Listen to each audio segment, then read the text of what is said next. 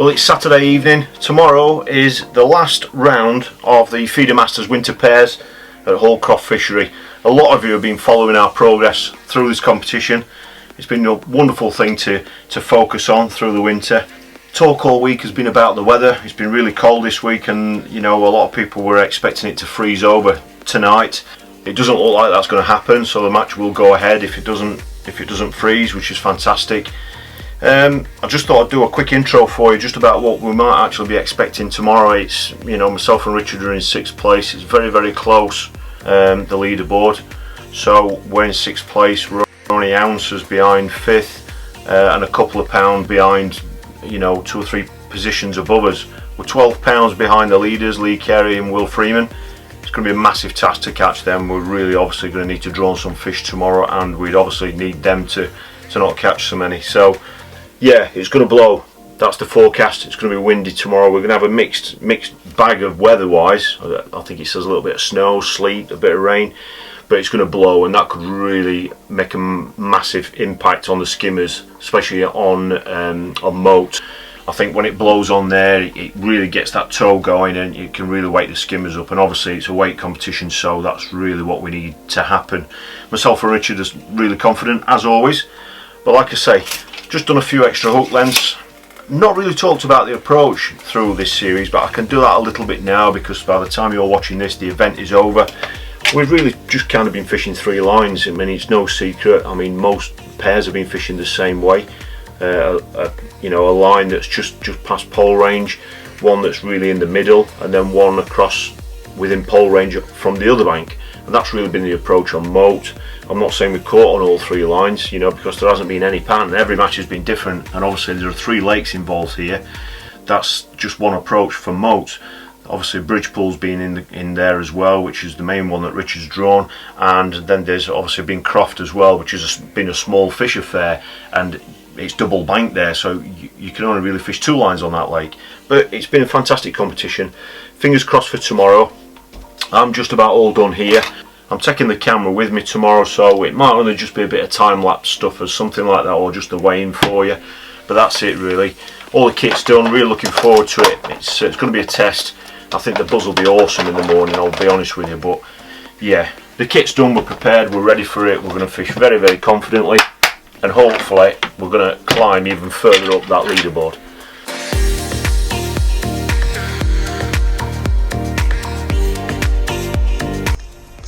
Well, as I expected, it was there's a bit of a buzz on in there, as you can imagine. Unfortunately 6 pairs haven't turned up, but what they've done is they've altered the pegging, so rather than have gaps everywhere, because obviously 6 pairs are going to create that, they've just kind of tightened the pegging up a little bit. So my home is going to be moat outer 89.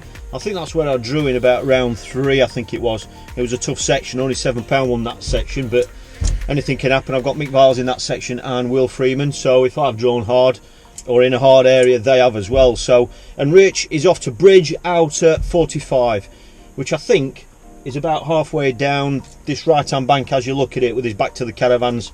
So that's it. It's freezing cold, but we're getting to fish it. That's the main thing. Going to get some clobber on, get down to the peg, and yeah, just same plan as in every other match in this series. Just feel his way into it. Going to fish the 3 lines, and hopefully the wind's hitting it there, and hopefully there's a bit of tow on it, and there's going to be a few skimmers kicking about.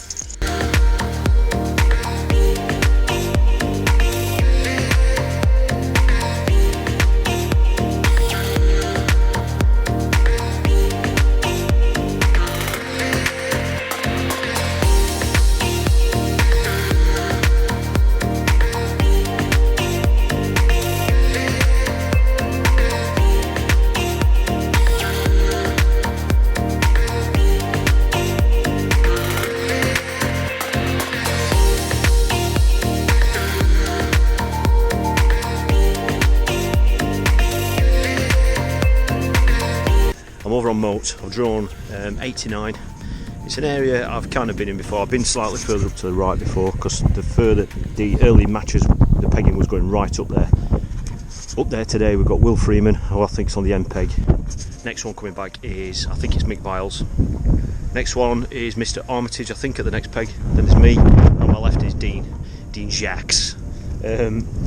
same approach. Like I said, the wind's blowing, as you can see. There's going to be, well, there's quite a bit of tow on it already, because I've already checked. 3 rods I've got set up, 3 11-foot rods. They're the Slims, 3.3 metres, fishing 3 spots. I'm fishing a line just, you know, pole range, then in the middle and across, simple as that. Not quite sure where I'm going to start yet. We've already seen there's 1 or 2 lads here that have not got worm and joker with them. They're obviously, you know, they think they're out of the competition, so they're just kind of going to chase a weight. I've heard 1 or 2 of them already said they're just going to fill it in and sit on it and hope a shoal of skimmers turns up and gets them back into the race. But that's, I mean, we expected that. That's what happens in these events, just like they do in festivals. That's it really. I'm going to feed the 3 lines at the start. I think I'm going to start across and just try and nick an early skimmer or 2, and that's it. As you can probably tell, I haven't got my big coat on at the minute, so it's a little bit milder than it has been, but I'm just going to get the jacket on now, just get settled in. I haven't spoke to Rich, but yeah, I mean, this area has been fishing hard. I've just had a quick word with Martin Buckwalder. Will Freeman's up there and Mick Biles, so they're in that hard area as well, so it swings and roundabouts whichever way you look at it. But yeah, I've got to admit, I prefer to be this end of this little section than that end. So that's it. I'm going to get my jacket on, get wrapped up nice and warm, have an OXO and get ready.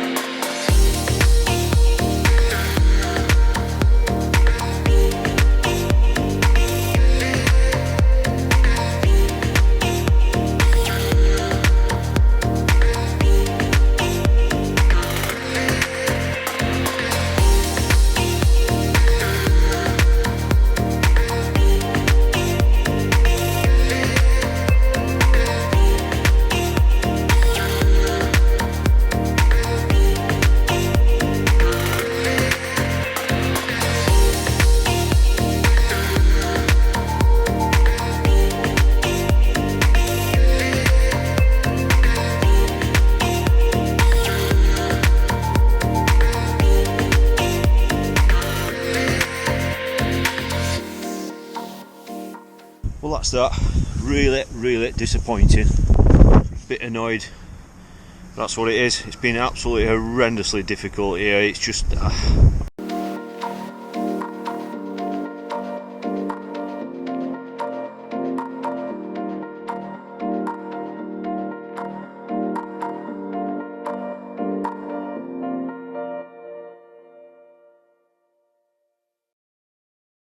Did I look frustrated? I hope so, because I was. Bit gutted, I've got to admit it. To be honest, the footage you've just seen was straight after the match. I was cold, I was wet. It had been a long, hard, tough day, and you know, I was more confused than anything else. I just didn't really know where I'd gone wrong. The draw wasn't great, we know that, and it hasn't been that good in that area anyway. I mean, I had a chat with Michael Buckwalder before the start about that, but you know, you've got to go confident and have some kind of confidence in your approach on any peg that you draw in a competition like that. So yeah, I mean, it's Monday night now. I've obviously had a few hours to reflect on it, and you know, I've got to put a hand on the heart and just kind of say I just don't think I got the most out of that peg. I had just under £5, 5 fish. I think the peg, the way that I fished it and the approach was worth at least another probably £3 or £4, which I know is not mega, but when you see the results at the end of this video, you'll see how close that actually was. I don't think I wouldn't have won the section, I'm sure, because Will's peg was too strong, and the way that he fished it, and he's such a good angler that he wasn't going to make a mess of any occasion where the fish would turn up, and that's exactly what went. But it wasn't about winning the section, it was about getting the weight. Mick Viles was the next angler in from Will, the second peg in from the end, and Mick's had £10, which he's done brilliant. You know, I don't know if Mick feels as though his peg was worth more, I don't know, and I don't really know what Mick's approach was because I just couldn't see him properly. But that's it. You know, looking back, I don't think I approached that peg quite right in the conditions that we had. I fished 3 lines. I fished a line just on the pole range, the middle, and then a pole range further across towards the other bank, and I just don't think that was right. It was kind of, I'll show you. Basically, I don't know if you're going to be able to see this. You're viewing this way. This is the far bank. These are the platforms along the far bank.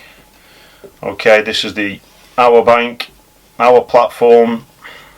That's the van when my dad sat in it, nice and warm, waving. And that's the next peg. I fished 3 lines. I fished the pole line there, a pole line from that bank, and then I fished the middle. I don't think it was right. I really don't. You know, I think the lines were possibly too close together, and I think having 3 swims to cover was just too much when you're fishing in that kind of event. You know, I think 2 lines is about right, and I think the ranges were wrong as well. So I don't think that was right. I think I should have fished there, in between those 2, and I think I should have fished there. I started on this long line, never had a bite for the first hour or so, never had a bite on the middle line for 2 hours on my first couple of visits on it, and I never had a bite on my short line. It was only after 3 hours when I've caught on the middle line. So there was some fish moving around. I just don't think I've fed enough. I really think that's the issue. But in my defence, I've fished it the way that we've fished every other match, and it's worked, and I've mainly drawn. I've only been on Croft once. I've been on Moat every day except the one day on Croft, and it's worked what I've done. So you know, I could only really base my attack on that. I'd gone 3 hours without a bite, you know, and when you've gone 3 hours without a bite, if it's an individual competition, then it's different because you can make your own decisions. But when it's a pairs competition or a team event, you've got to think about your teammates and just kind of make a better decision that's not just about you. It's about kind of damage limitation. If it was, it's a venue I don't know very well either. A lot of you have seen me fish Southfield, and I'll gladly fish Southfield for 4 hours, 4.5 hours on one line, but I still have maximum confidence that that line is going to produce. I didn't have that confidence yesterday on this match, purely because I don't know the venue that well. So after 3 hours I've not had a bite, and I've eased off. I've eased off on the feed, and I think that was the wrong thing to do. I think I should have just carried on going the way that I was going, so that when the fish did turn up, which they did, because obviously I went on and caught 5, there would have been possibly enough bait in there to catch 3, 4, 5 more of them. They would have been in the peg longer, because obviously after 3 hours there's still 2 hours left. So I just think, looking back, I think that's what I would have done differently. But that's my opinion. It might be wrong. You know, I might have done the best thing on that peg. The interesting thing was, Luke Armitage on this peg here, he had £5. The next peg was Mick Viles, he had £10, and then the end peg was Will Freeman over here, and he had can't remember, 29 skimmers wherever he weighed, I can't remember. So were the fish here, and there were a few here, but then they were petering out as you got to here, because on this peg was young Dean Jacks, who's fished a fantastic series. They've obviously got it right. Dean's the one that fishes with Sean Cameron, and he had 1 bite with 10 minutes to go. He's weighed 4 ounce. And then the next angler to him has had 1 bite with 10 minutes to go. So were these lads on the end of whatever fish were kicking around here? I don't know, we'll never know, but I suspect that might be what's happened. But my peg, I feel, was definitely worth another £3 or £4. But that's it, it's done with. That's it. end of the series. We've ended up in 7th place. I can't say I'm pleased with 7th, it could have been a hell of a lot worse. I thought we'd completely blown out. Richard's fished a fantastic match. He's had £5.12, I think it was, which where he was brilliant. He drew on bridge again, which has been a nightmare to fish for a lot of people all series. We could have done with Richard probably drawing on Croft, because he's not been on there where, you know, he's quite easily capable of getting £8 to £10 there, even if you don't get it spot on. Even £10, £14 is capable on there, but it didn't happen. You've got to fish the peg that you draw, so that's it. So Richard's done brilliant from where he was, so that's put us in 7th place. I've got to finish off just say, you know, a fantastic thank you to Lee Carey and Mick Viles for organising and running the competition. It's been run really, really well, and it's been fantastic to focus on through winter. So I've got to say massive congratulations to Lee Carey and Will Freeman, who went on to win the event with, I think it was about £130, £132 total. So that's really my download on how the last match went. Hope you found it a little bit interesting for a lot of you guys that have not seen the venue or seen this kind of competition before, and hopefully it's given you a bit of an insight into just the way that a lot of the venues out there have fished this winter and the types of events that are out there. And come on, let's be honest, these are open events, so anybody what's interested in them, just check them out. You know, if it's something you fancy, try and get on them. And who knows, you could be sat next to world champions at the next peg, and if you're not beating them, you're definitely going to be learning something. So thanks for watching, really appreciate it. Loads more videos coming this month. Get subscribed up if you haven't already, and I'll see you all in a couple of days with the next video.